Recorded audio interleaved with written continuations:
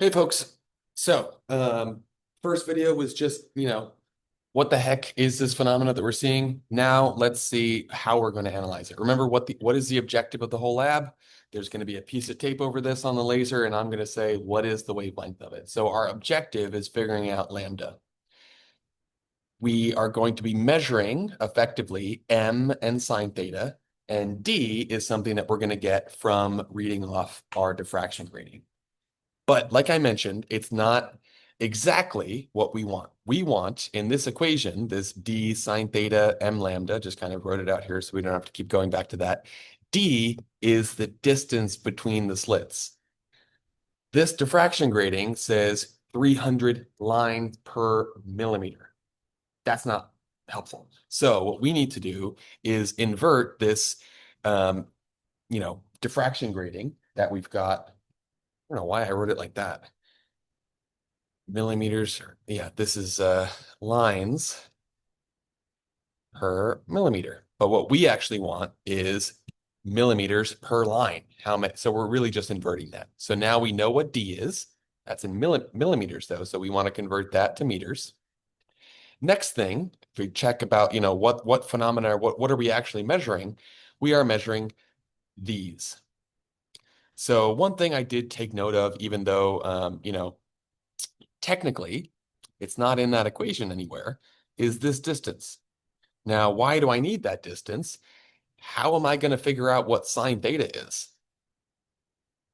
All that you're going to be using for your data collection is a ruler. So that's all we got. We got a ruler. So I happened to, when I did this at home months ago, and I had a crappy American ruler that just had inches on it. So I ended up setting mine up 30 inches away, and saying, okay, I guess I've got an uncertainty of zero point 0.1. And that's that's eyeballing, right? That is looking at the ruler and saying, what is the smallest denomination that I can see across these things? If it were this ruler, I would say, and it also depends on the actual location that you're measuring, right? These aren't so tiny. So I made a pretty big one in saying, are there inches anywhere here? Yeah, here's inches. I said that I can probably get to 0.10, or zero point 0.1 along this inch. I can do a little bit better than every single one of these notches, and there were 8 notches. So I just went with 0.1. But that's another eyeball thing. That is um, an error that you are just determining yourself by your eyeball. And so obviously this is in inches, so I needed to convert to meters. Just, Google the conversion there and did the same thing with my uncertainty. So I'm just dividing my uncertainty to get into meters. So this tells me that my uncertainty is in meters, 0.2 centimeters. So not too bad. 2 millimeters. One thing I did want to mention before we got started with this was I thought something that could make this lab a little bit more interesting was if this has any uncertainty in it. It seems reasonable to me. 300 lines per millimeter. There's no way they didn't make a few of these that had 299. Um, However, I did a bunch of Googling, could not find anything that this company, says they have, any kind of uncertainty with this. So we're just going to trust it. Say it's God sent, and that is exactly what it is. So no uncertainty in the D number. Okay, so now what do we need to do? We need to look at this equation and figure out what are we actually measuring. So L is that distance from my diffraction grating right here to the wall. So that's my L number.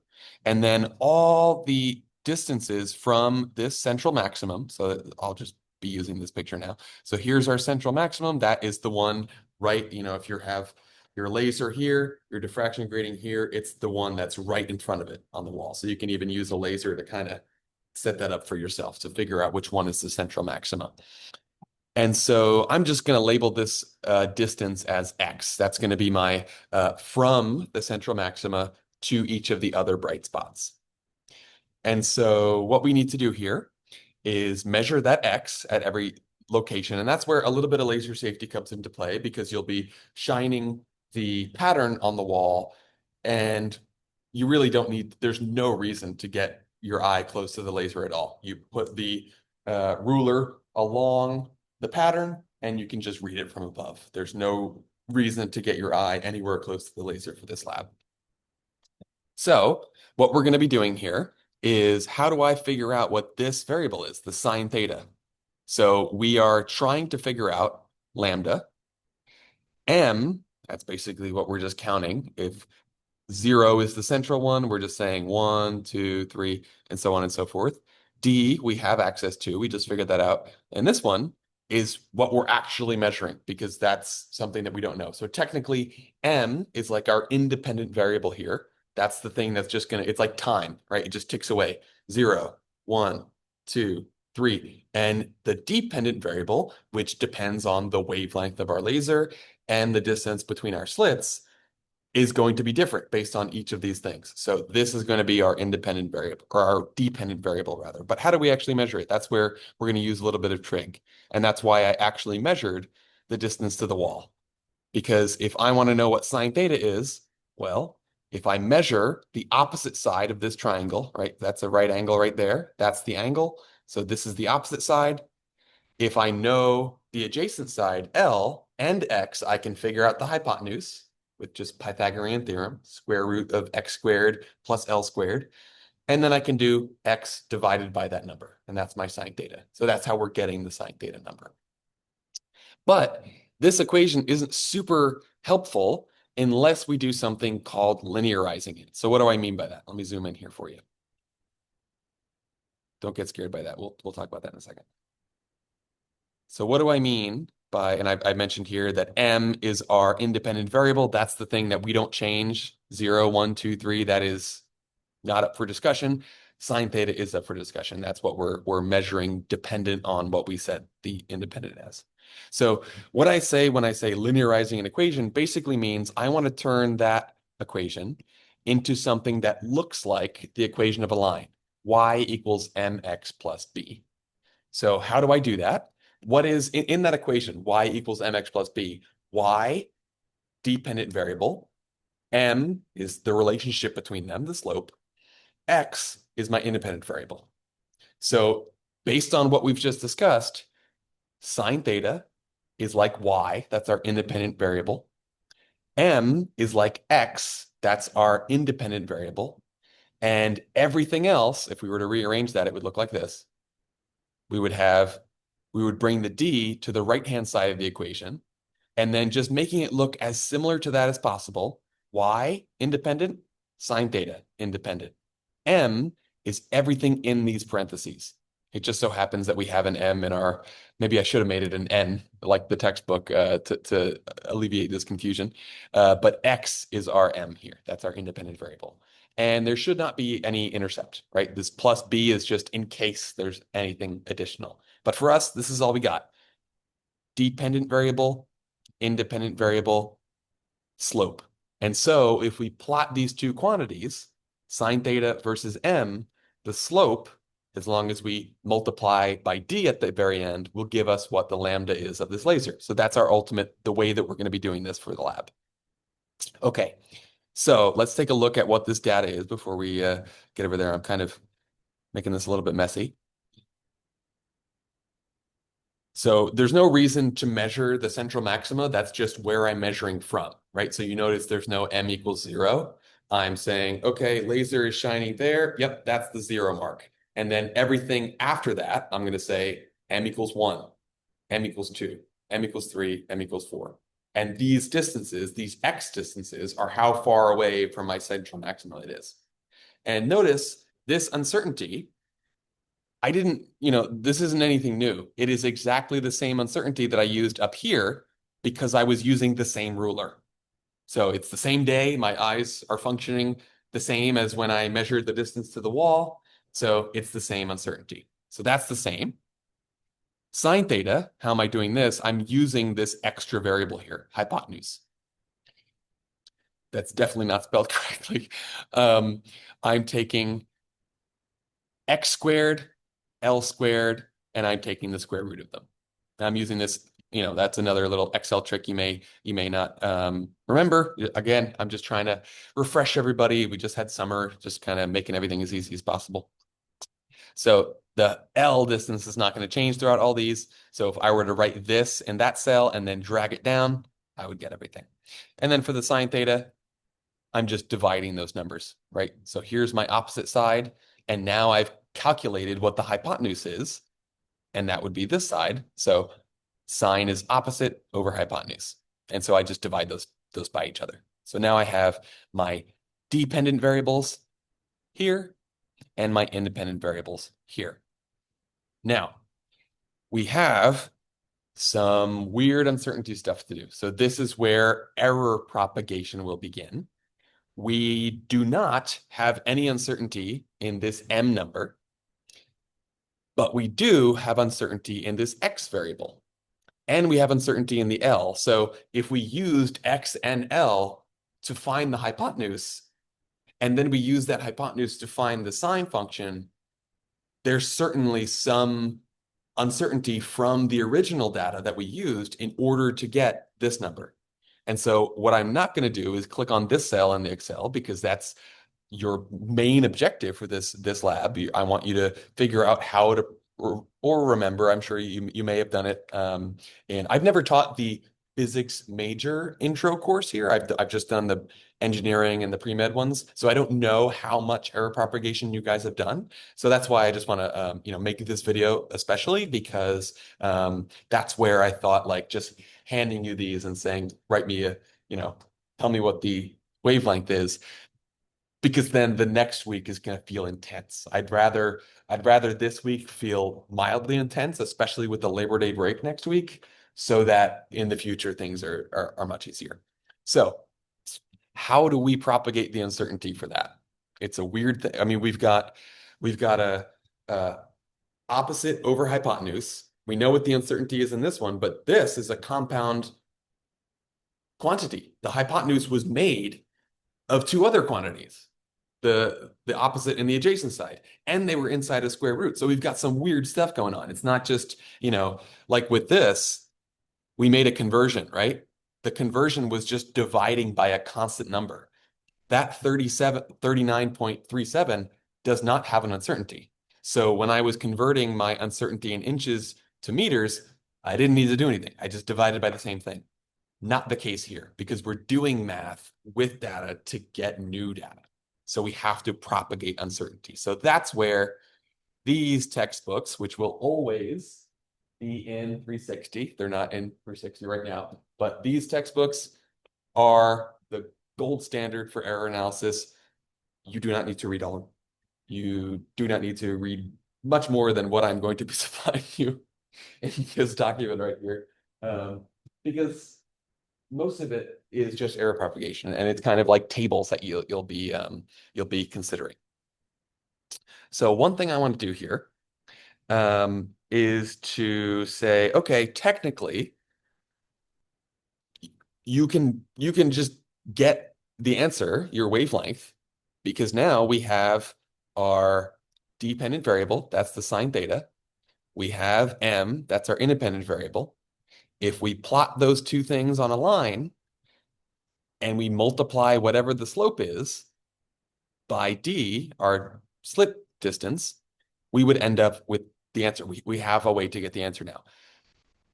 But I don't know about you, but I can't see any, like, if I'm using the relationship between these two quantities to get an experimental quantity, lambda, and there's uncertainty in them, then what if I were to just multiply this by the d number, right? Like, this is that 0.12245 is lambda divided by d. So if I multiply it by d, I have lambda. But now I've lost my uncertainty. What about the uncertainty in measuring the distances? The uncertainty in sine theta, it just disappeared. So this is one, huge improvement over introductory, at least engineering and pre-med type stuff, is you just get a number and say that's my answer. And the uncertainty is usually, especially once you start doing plotting and fitting, it's not really mentioned a ton. So the easiest way to do something like this is to use Excel, which already has this information in it. So the way that you do that is, let me just fix this for you, or I'll just do it for you so you see what's going on here. Actually, let me just erase this whole thing so that that goes away, because I only type one thing in here to get all that information. So I'm going to say equals lineast, that is my function that I'm using, open parenthesis, and then it's going to prompt me. My known y's, those are my dependent quantities. So I'm going to put all my sine thetas in there, comma, my known x's, not x, right? This is a little bit the confusing part. My independent variable, that's what x's are. Y's dependent, x independent. So those are my m's. The constant is, do I want a plus b? Am I doing y equals mx plus b, or am I doing just y mx? We do not have an intercept, so I'm going to say 0 there. And the statistics is, do I want all my statistics? Right? Do I want all the things that we're about to see? So yes, I do. I'm going to say 1, close the parenthesis, and as soon as I click enter, it will show me this entire table. So what is this table? Most of we'll kind of we'll talk about these a little bit later, but this one is my slope, right? It's right there. So this is exactly what plotting and displaying the trend line will give you. Here is my plus b. I set it to 0, so there is nothing there. And these two columns here are what's going to start to be super important. That is the uncertainty in the slope.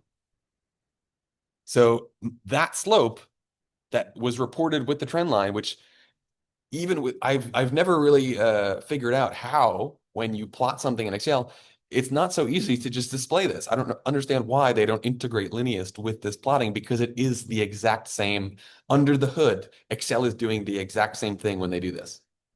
Never really understood it. And then this is that R squared value that you see there. Not super important for R. And then NA, obviously, we set it to 0, so there is no uncertainty there.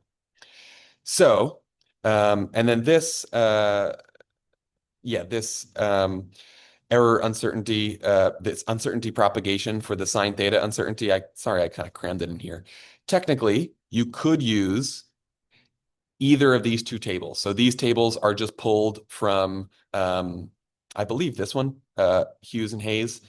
Taylor has identical tables. These are just from statistics that, things that we don't really need to go into too much, just kind of rules for propagating error. So say I know what the error in A is. How do I figure out what the uncertainty in 1 over A is? Or I know what the uncertainty in A is, and I know what the uncertainty in B is. What's the uncertainty if I multiply them together? So this equation right here is the super generic way to get all of these rules. And the reason I say I recommend jumping straight to that equation for 4.16 instead of using all these, because remember how we calculated sine? It was opposite over the square root of the opposite and the adjacent squared. So you would need to use the sine uncertainty. You would need to use the 1 over uncertainty. You would need to use the variable to a power, and then both of them to a power. So overall, it is just way, way, way easier to do the most generic way, which is this equation right here, 4.16. You take the square root of how the function is dependent on each of the variables. So again, I'm not gonna click on it to show you. I think this is a good exercise to get started on things. So this thing that's happening right here, this uncertainty is actually not exactly correct, because when we supplied this function, we told it what our dependent variables are, and we told it what our independent variables are. Independent, that was just m, 1, 2, 3, 4, no uncertainty. Sine theta was not a definite quantity. We have uncertainties in every single one of them. So how do we take that into account? This is what is called unweighted linear regression. Linear regression is essentially just putting your data on a line and getting some relationship between them. Unweighted means it's not taking into account the errors of each of the points. So what we're going to need to do, because we know what the uncertainty is in our dependent variable, we're going to have to do something a little bit trickier. So I highly recommend this YouTube video for just unweighted linear regression. I think this is a great kind of video that kind of tells you, okay, how do we go beyond just using lineast, getting the uncertainty in the slope and into, okay, I have some uncertainty in all of my variables. Like what's going on here? So highly recommend this video. The link should be ba, ba, ba, ba, ba. I guess it's not quite hyperlinked. I'll just make sure to send that, or just remind me if that's something that I forget to send by the time the semester starts. Okay, so what are we doing next? Next, what we're going to do is I'm taking the exact same information. So this screenshot right here is from chapter 6 in Hughes and Hayes. And this information is from chapter 8 in Taylor. They are identical. Effectively, what these equations are telling us, if I'm using linear regression, I'm saying here's my dependent variable, here's my independent variable. And if I say that M is the relationship between the two of them, what is the error associated with that quantity if my X or my Y have uncertainty? We'll get a little bit more into X in a second. So that's what these are. Same thing over here. If I'm plotting this and my measured values have different uncertainties, and that's where the word weighting comes in, because technically unweighted, if all of these had the exact same uncertainty, we wouldn't need to do this. Then that number is completely accurate if they all have the same uncertainty, but they don't, because as we move farther out, there's going to be more uncertainty. So we're seeing different things here. Actually, it's going to be the opposite. As we're closer in, the central maxima is going to be bigger, and so the uncertainty in the X, which is in the numerator, is going to be more apparent. So that's why we're seeing the uncertainty decrease as we get further and further out. So a lot of weird, crazy math here. What we're seeing is this quantity, the weighting, is effectively how big the uncertainty is for each of these. It looks like Hughes and Hayes are using this alpha symbol. Taylor is using this sigma symbol. So the weighting for every dependent variable is dependent on the uncertainty of each of those variables. So the weighting, because it's 1 over that uncertainty, the weighting will be the biggest for these ones down here. So they will be more important effectively. That's what weighting is all about. Okay, so let me just kind of walk you through it. This kind of may be a little bit overwhelming. So let me just kind of explain what I'm doing here. So independent variables, and this is what I was mentioning with regards to the other quantity. So in this case, our independent variables M, 1, 2, 3, 4, those don't have uncertainties in them. They're just integers. If they did, which is what we're going to be seeing next week, and that's why I kind of want to do this like analysis type of video to add on to each lab video, because with each lab for the first few weeks, we're going to be increasing in difficulty with error analysis. Turns out if Y and X have uncertainty, you're dependent and independent, we can't even use Excel anymore. We are immediately going to jump into Python. And so that's a huge, like I mentioned, a huge learning objective for this course, using Python and things like that to actually get us what Excel can't do. So anywho, here is our set of independent variables. Here is our set of dependent variables. Here is the uncertainty for all of my independent variables. And this weight number, what the heck? I never really understand how that comes up. This weight number is just 1 over the uncertainty for every single one of these. And that's what I'm seeing down here. 1 over the uncertainty for every single quantity, matching up with Taylor and Hughes and Hayes. So what is this? This is the sum of basically this whole kind of list here is just me trying to make this more manageable. I did not want to write that all in one line in Excel. That seems uh, really hard to me. So what I did was instead, I just took a look at all the different terms that I'm seeing. This one is, okay, that's the sum of all of these. If these are my weights, that's what WI are, then that quantity, the sum of all those weights, is something I'm going to need. So I wrote that one down. This one is just the sum of that column right there. The next one is this one. It looks like I'm doing, well, let's go order of difficulty. That one's actually a little bit trickier. Here, I'm doing a sum of attaching the weights to every independent variable. So I'm saying weighted X variables. So that's what this is. I'm using a new kind of Excel function that you may not have seen before. It's called sum product. It's summing products, right? So I have weight X, I'm multiplying those together, and then I'm adding every respective one. So that's what I'm doing here. I'm saying H, that's my weighted, that's my W's in this equation, WI, and then XI, those are my M's.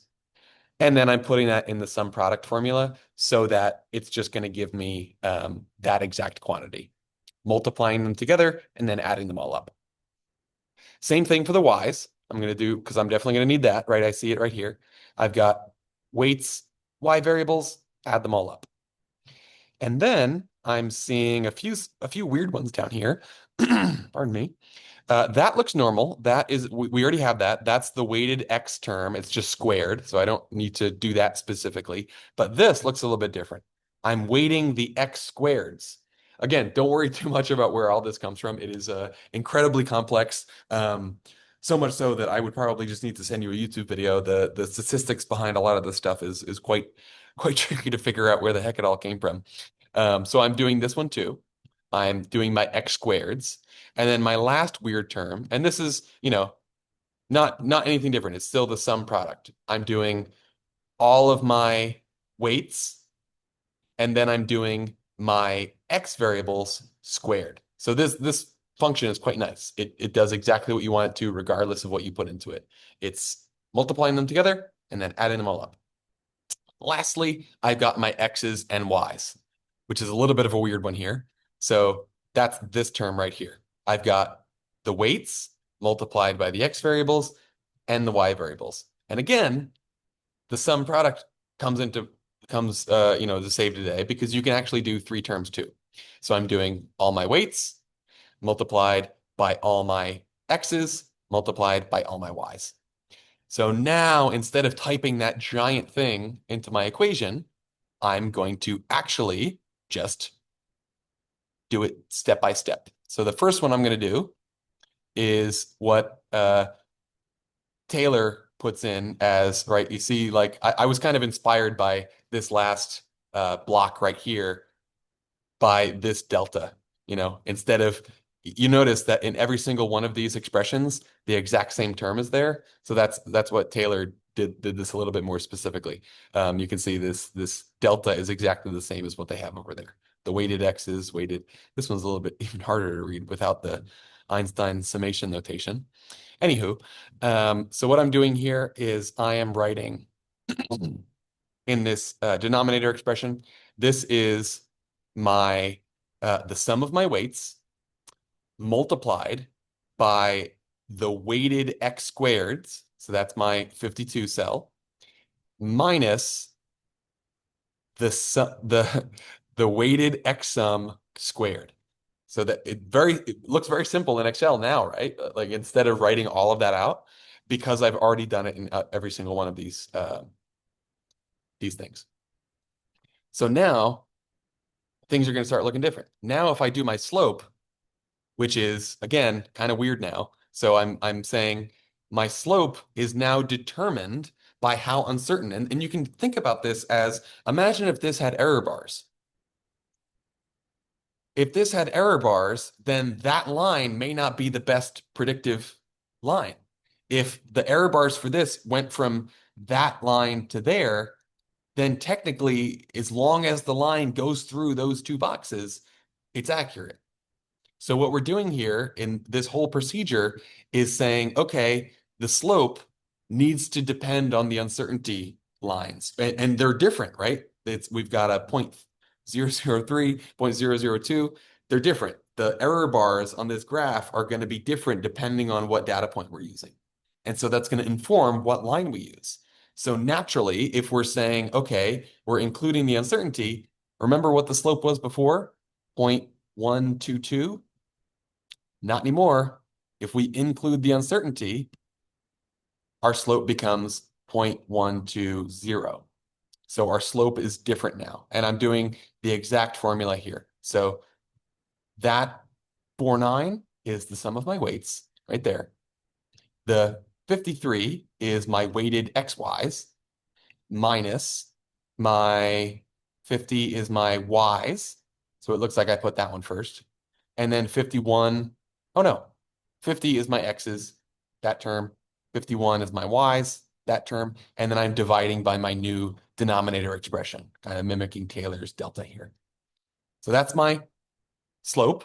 And my uncertainty in the slope is just the square root of 49, sum of my weights. So this box right here is this equation right here.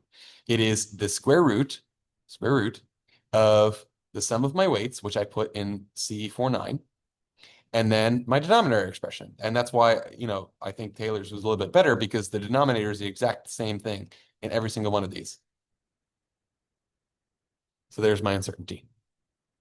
Okay, so the very last thing that we need to do here, and just I hate to spoil it for you, but the all these numbers are not like, for instance, if you remember what the diffraction grading was, it was 300 lines per millimeter. So I changed everything a little bit so that you can't just copy this stuff. Remember at the very end of the day, this is not we don't care about that number. That's not the wavelength of our laser. That is lambda divided by d. Because remember when we linearized this equation, it was independent, always mix this up, dependent, slope, independent. So the very last thing we need to do is multiply our slope by the spacing per line. So the very last thing that we do is we take our slope, we multiply it by our d number in correct units, meters, and then we do the exact same thing for the uncertainty. So this one is a little bit easy. This, error propagation isn't crazy. It is essentially this one. So A is like our, in this case, that's like our slope. So A, that is technically something we know the uncertainty of now that we've done this. But K doesn't have any uncertainty. Just D, remember I said, like, I tried looking up, couldn't find any uncertainty here. So we're taking this as a constant. So we're multiplying our quantity with an uncertainty by something that's a constant. It's the exact same thing as we did up here. When I converted between inches and meters, I'm just dividing by a number and it's a constant number. So I do the exact same thing. So our uncertainty or our slope and our uncertainty in the slope have turned into a measurement of lambda and an uncertainty in lambda. And again, something important to realize here, the uncertainty should never be the same order of magnitude as the thing that you're measuring. So let's say this, which is in nanometers, if I were to say like, report this to me in nanometers, it would be 483 nanometers, which is bluish. We can check our simulation. Oh, I closed it already. I think it's blue. I forget. So that, is reasonable. If that were also to the -7th, big issue. Well, it would be even worse because it's bigger than our number. I would say at least 2 orders of magnitude, if not less. If you're measuring, let's just take an example here. If I say that I've measured 10 inches and my uncertainty is 2 inches, that's not great. They're very close in magnitudes. 2, sure, technically it's a single digit, and 10 is technically a 10th digit. So they're one order of magnitude away, barely. We should have at least 2. So it should be a fraction of an inch is your uncertainty. So technically you could say, I would be fine if you said half an inch and 10 inches. If 10 inches was your number and you said half an inch, that's technically fine, even though it's cutting it real close, because it is technically 2 orders of magnitude different. So just something to keep in mind for that. Oh, right. And in here is my this is another thing I want to point out here. So let's just say that again, you're not going to have information related to this, and this isn't the wavelength of this laser. Let me just check to make sure I'm not lying. Yes, it's definitely not. Right. Okay. I have to make sure it wasn't blue. Yeah, this is the red one. Okay, so this is not correct, but what you'll do at the end of lab, you'll say, okay, this is my guess for the wavelength. You'll peel it off and write down what it says here, which is the wavelength and the uncertainty. So I'll just tell you that that is the stated uncertainty on these. It's 10 nanometers. So it says like 480 nanometers plus or minus 10. So that means, and I'm just converting it to meters over here, right? Nano is 10 to the ninth. So that's what I meant about that thing coming in.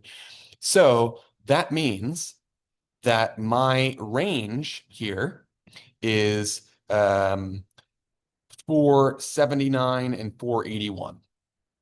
So if I scroll down here, notice that this result here actually does fall into my stated range, because if I were to say, let's just convert this to nanometers. This is 483 nanometers. That is 5 nanometers. So that means my experimental quantity is 478 to 488. That's my number.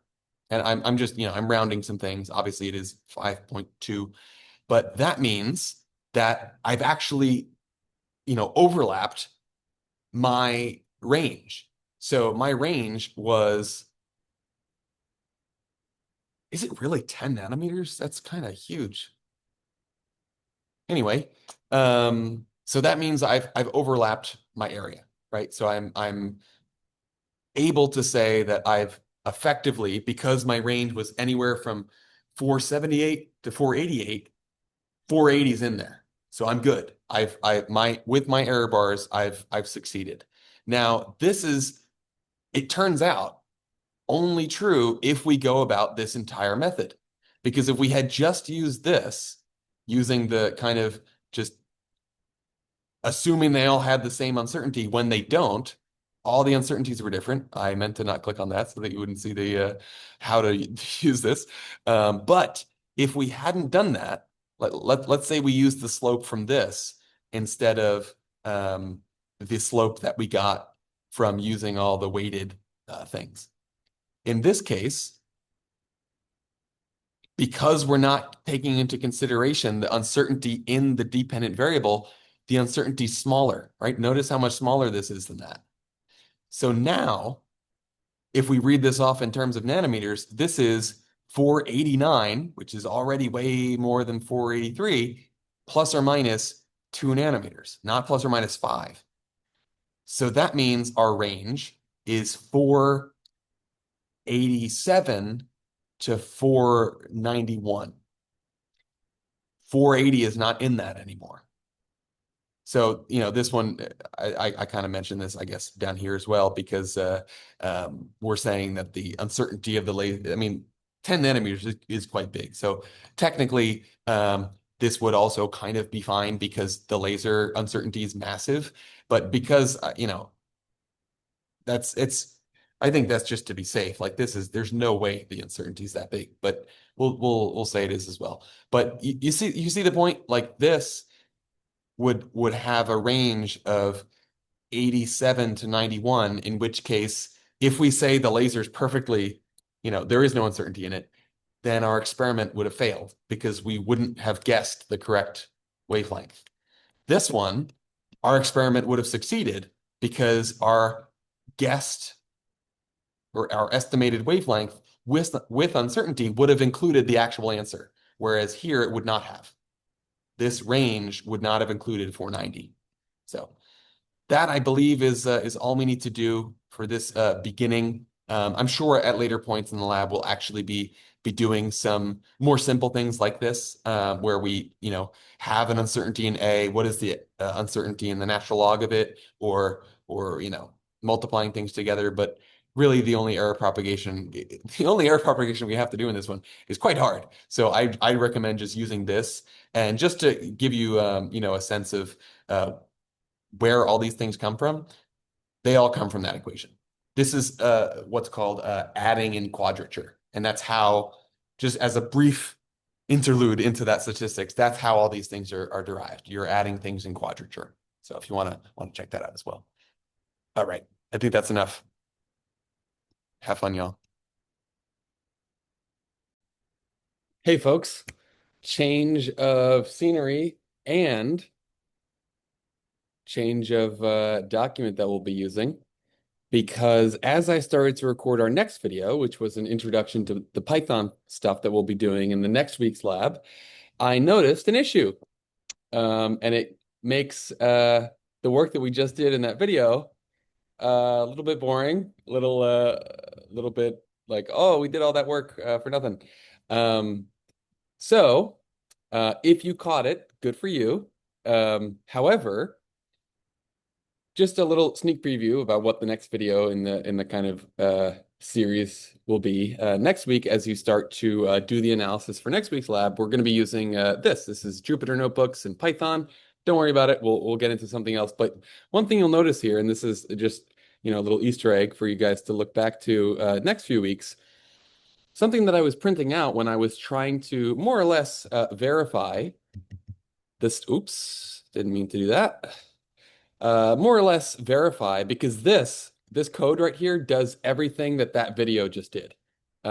All the weighting and all that manual stuff that we did in Excel. I just wanted to do that the week prior to show you guys how hard it could be in Excel to do weighted linear regression, because that's not really something that Excel has a good built-in function for.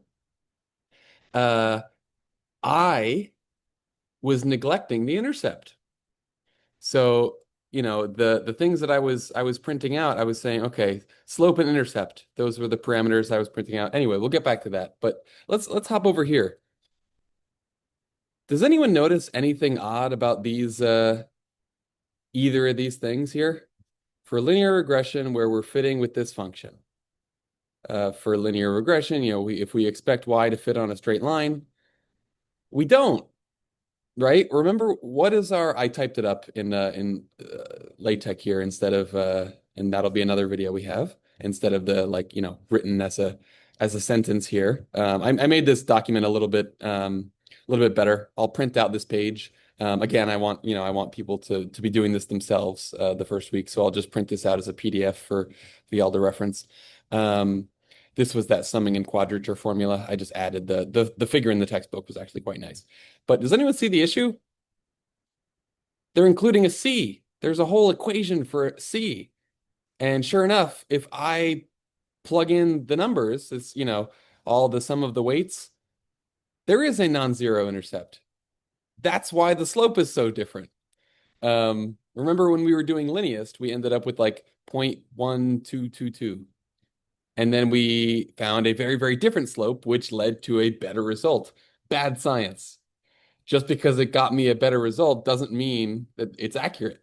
In fact, these equations are overkill for us because we don't have a C. Our equation that we were using was we mapped the double slit, or in this case, multi-slit diffraction equation onto a linear equation. But there is no intercept in this equation. It's just y equals mx. So the fact that is a non-zero quantity means I did this wrong.